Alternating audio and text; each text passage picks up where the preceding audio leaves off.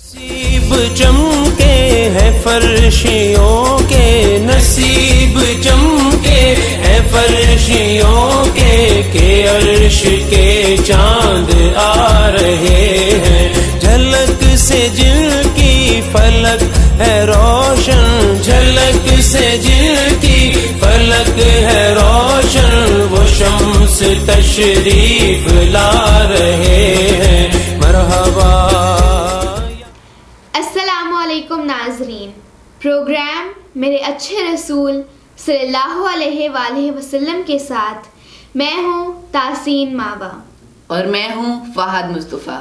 ناظرین، ہم نے پچھلے پروگرامز میں بات کی تھی کہ کیسے حضرت حلیمہ رضی اللہ تعالی عنہا مکہ مکرمہ پہنچی اور آپ صلی اللہ علیہ وآلہ وسلم کو لے کر واپسی پر کیا واقعات پیش آئے اور وادی بنی سعد میں آپ صلی اللہ علیہ وآلہ وسلم کی برکات سے کیا تبدیلیاں ہونا شروع ہوئیں۔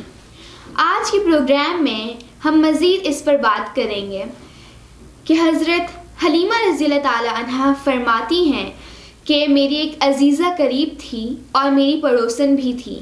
ایک دن مجھ سے کہنے لگی، حلیمہ بڑی امیر ہو گئی ہے، جب سے قحط سالی ہوئی ہے تیرے گھر تو ویسے بھی کبھی دیا نہیں جلا اور اب تو پوری رات دیا جلتا رہتا ہے اور تیرے گھر سے روشنی پھوٹ پھوٹ کر باہر نکلتی رہتی ہے۔ حضرت حلیمہ رضی اللہ تعالی عنہا نے کہا، میں تو کوئی دیا نہیں جلاتی، رات کو بھی جن کے گھر تاریکیاں آتی نہیں، مانگ لائی ان سے جا کر ان کے گھر کی روشنی۔ حضرت حلیمہ رضی اللہ تعالی عنہا اس لیے بھی نہیں بتاتی تھیں کہ کوئی حسد کی آگ میں جل کر میرے محمد مصطفیٰ صلی اللہ علیہ وآلہ وسلم کو حسد کی آگ میں نہ جلا دے۔ یہ ایک نور تھا جو ہر وقت آپ صلی اللہ علیہ وآلہ وسلم کے چہرے مبارک سے دمکتا رہتا تھا۔ جی فہد، آگے کا واقعہ آپ ہمیں سنائیں۔ جی تحسین، حضرت حلیمہ رضی اللہ تعالیٰ عنہ فرماتی ہیں کہ میں حضور نبی اکرم صلی اللہ علیہ وآلہ وسلم کو اور اپنے عبداللہ کو ساتھ لٹاتے ہوئے کہتی تھی، یہ میرا عبداللہ ہے اور یہ میرے حضرت محمد صلی اللہ علیہ وآلہ وسلم ہیں، یہ میری دو آنکھیں ہیں۔ اے میرے گھر آنے والے حضرت محمد صلی اللہ علیہ وآلہ وسلم، تیری تعریفیں کرتی نہ تھکوں، تیرے قدم کتنے مبارک ہیں، تو نے ہم بوریاں نشینوں کو سیراب کر دیا۔ تشریف آوری ہوئی جب سے حضور کی، تشریف آوری ہوئی جب سے حضور کی، نقشہ ہی کچھ عجیب میرے گھر کا ہو گیا۔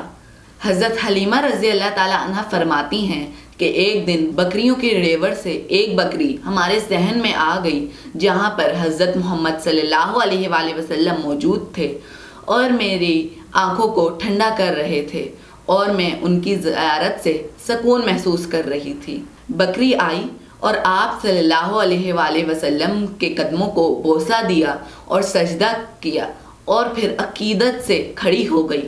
نہ جانے کتنی دیر عقیدت میں کھڑی رہی۔ چرواہا یہاں نکلا اور بکریوں کے ریوڑ کو آوازیں لگائیں تو بکری بھاگ کر ریوڑ میں شامل ہو گئی۔ جی تحسین، آگے کا واقعہ آپ ہمیں سنائیں۔ سبحان اللہ، واہ رے واہ بکری، تیری پہچان کے صدقے کہ تو نے بھی پہچان لیا، تیری آنکھوں پر اور تیری آنکھ کی بصیرت پر قربان جاؤں۔ یوں تو سارا گھرانہ کیا، سارا خاندان ہی آپ صلی اللہ علیہ وآلہ وسلم کی محبت میں جھوم جاتا تھا۔ میری بڑی بیٹی شیما ہی حضرت محمد صلی اللہ علیہ وآلہ وسلم کو گود میں لے کر رکھتی تھی، پیار کرتی، چومتی، بوسہ دیتی اور پورا دن آپ صلی اللہ علیہ وآلہ وسلم کو گود میں لے کر بیٹھی رہتی تھی۔ پھر بھی شیما کا دل نہیں بھرتا تھا۔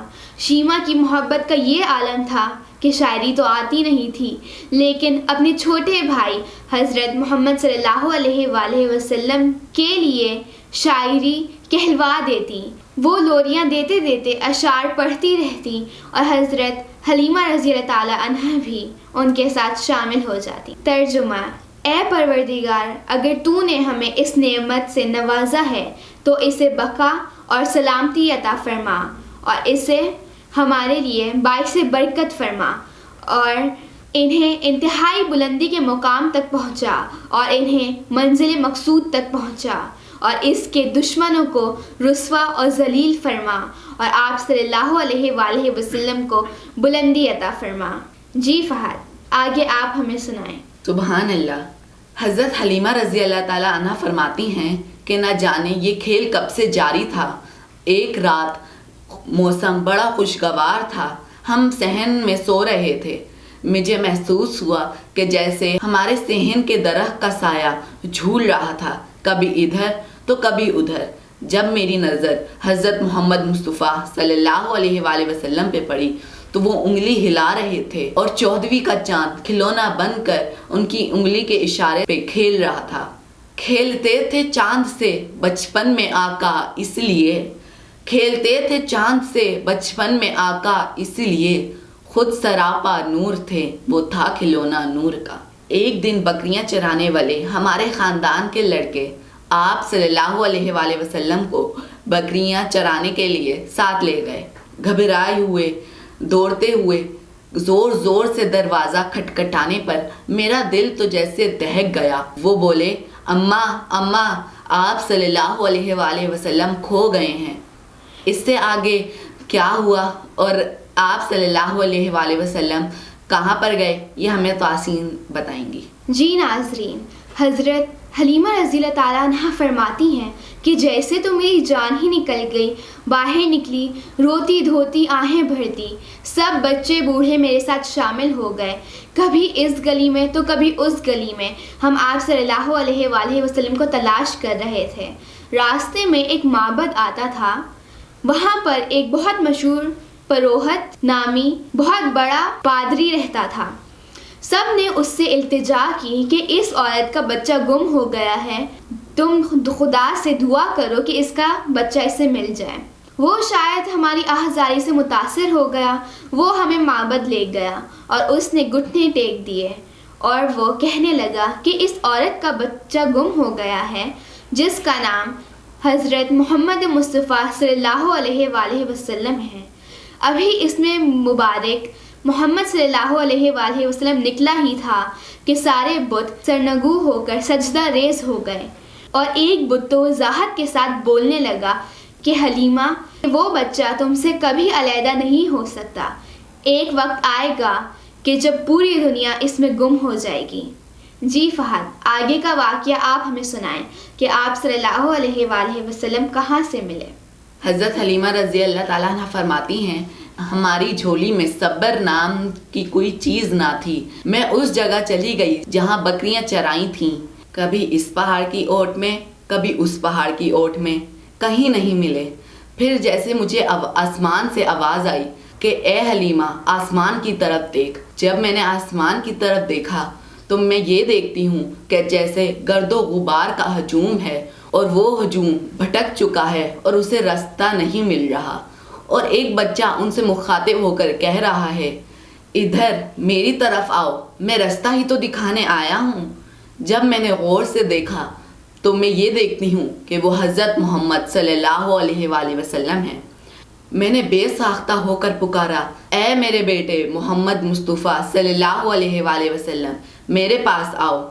اچانک سے آپ صلی اللہ علیہ وآلہ وسلم نے میری انگلی تھامی اور فرمایا، میں تو ادھر ہوں۔ میں نے انہیں گود میں لیا، پیار کیا، گال سہلائے اور شکر ادا کرتی ہوئی گھر واپس آ گئی۔ جی تواسین، آگے کا واقعہ آپ ہمیں سنائیں۔ اس واقعے سے ساری بستی میں کوہرام مچ گیا، خاص طور پر بتوں کے سجدہ ریز ہونے والا واقعہ تو جنگل کی آگ کی طرح پوری وادی میں پھیل گیا۔ مجھے احساس ہوا کہ کوئی حسد کی آگ میں جل کر میرے محمد صلی اللہ علیہ وآلہ وسلم کو نہ جلا دے، تو میں ہر وقت دعائیں مانگتی رہتی تھی کہ اللہ آپ صلی اللہ علیہ وآلہ وسلم کو حاسدوں کی نظر سے محفوظ رکھیں۔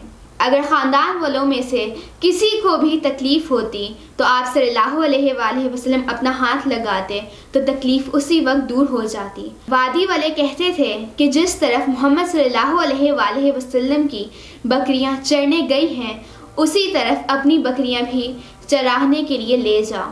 جی فہد، آگے آپ ہمیں بتائیں۔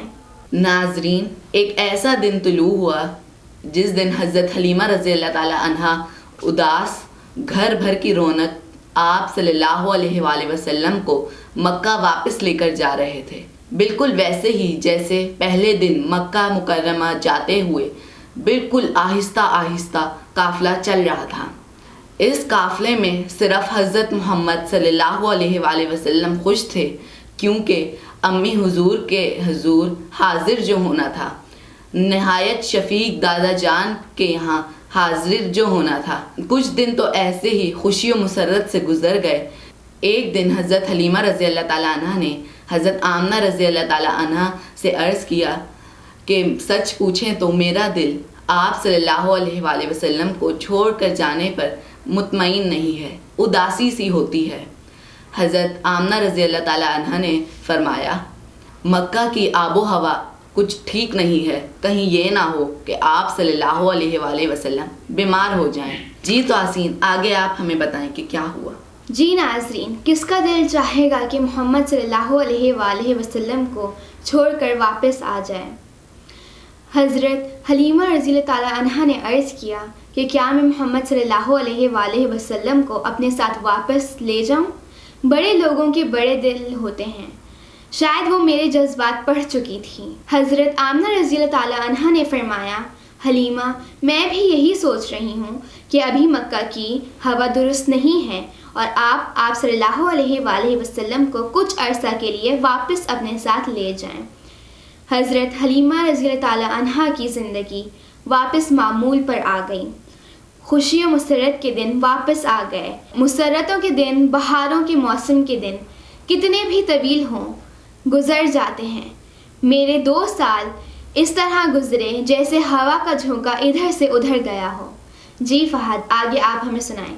جی ناظرین، ایک دن ایسا ہوا کہ کچھ بچے آئے، حضرت حلیمہ رضی اللہ تعالیٰ عنہ سے کہا کہ 2 آدمی آئے اور آپ صلی اللہ علیہ وآلہ وسلم کو اٹھا کے لے گئے۔ حضرت حلیمہ رضی اللہ تعالیٰ عنہ بہت پریشان ہو گئیں اور فوراً بھاگ کر اس جگہ چلی گئیں جہاں پر وہ 2 آدمی آپ صلی اللہ علیہ وآلہ وسلم کو لے کے گئے۔ وہ یہ دیکھتی ہیں کہ آپ صلی اللہ علیہ وآلہ وسلم صحیح سلامت کھڑے ہیں۔ انہوں نے آپ صلی اللہ علیہ وآلہ وسلم کو گود میں لیا اور پیار کیا۔ آپ صلی اللہ علیہ وآلہ وسلم نے فرمایا، 2 سفید پوش آدمی آئے، انہوں نے مجھے لٹایا، میرا سینہ چاک کیا، میرا دل نکالا اور دل واپس رکھ دیا اور ٹھیک کر دیا، نہ جانے پھر کیا کیا۔ پوری بستی میں دھوم مچ گئی، عجیب عجیب باتیں ہونے لگیں۔